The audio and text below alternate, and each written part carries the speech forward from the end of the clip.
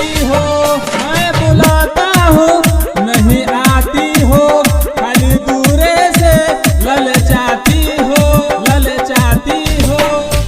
घर में मम्मी है, बाद में हम बात करेंगे, जानू कल शाम में मुलाकात करेंगे, जानू कल शाम में मुलाकात करेंगे, हम प्यारे और मोहब्बत की बात करेंगे, जानू कल शाम में मुलाकात करेंगे।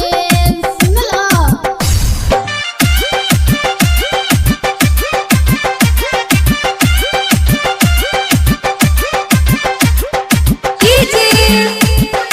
अरविंद कुमार दोनहा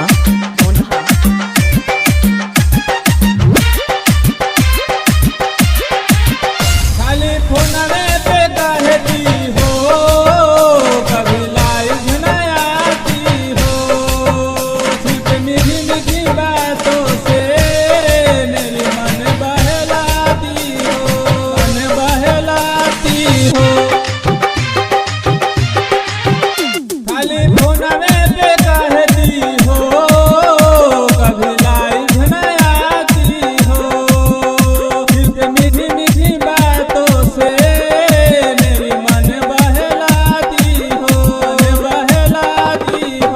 ले आओ ना, तड़पाओ ना, तड़पाओ ना।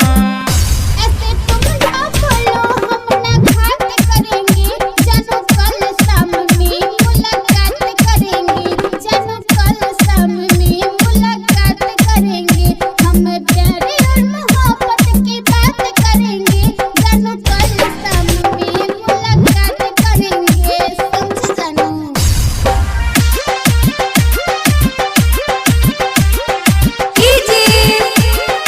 अरविंद कुमार दोनहा